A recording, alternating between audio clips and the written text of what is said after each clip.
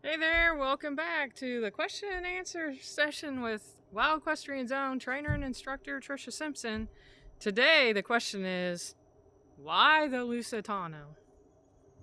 Well, this goes back to my instructor mentor, Dominique Barbier. And Dominique spent probably close to 10 years trying to convince me to go to Brazil with him, which I was finally privileged to do so. And on that trip, I probably rode 30 different horses during that trip.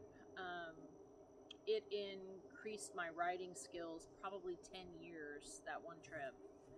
And I would just have to say that riding a Lusitano, I can best describe it like riding a big cat.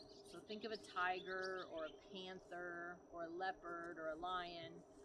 And you see, when you watch a video of those animals moving in their natural habitat, you can tell that they have tremendous strength, but they also have tremendous agility.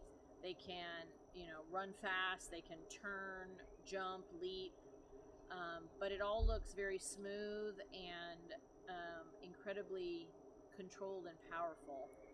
And that's exactly what it feels like when you sit on a Lusitano. It really is like no other horse. Also, the bond that they build with you, they truly do have a bond with the rider, and their willingness to work is just unparalleled in terms of other breeds. And I'm just really, really grateful that I was introduced to the Lusitano and that I have the privilege now of being able to breed and bring along some of my own horses. I'm really excited to see how they're going to finish out.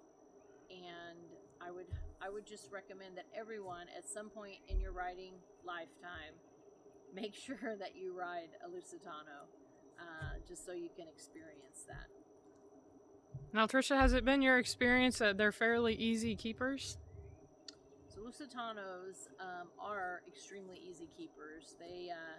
I've even had a few that get fat on air, basically. All of them require less feed than a lot of the other breeds. I have, thoroughbreds, quarter horses, draft crosses.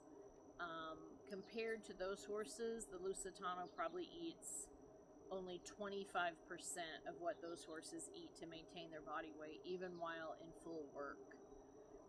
They also have extremely strong and tough hooves.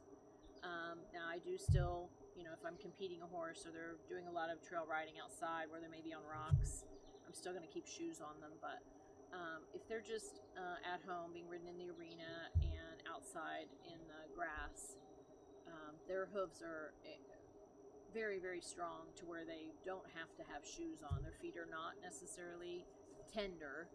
Um, in fact, when the farrier actually trims their hooves, sometimes he has to put all of his strength into the nippers just to actually nip their hoofs off. That's how strong they are.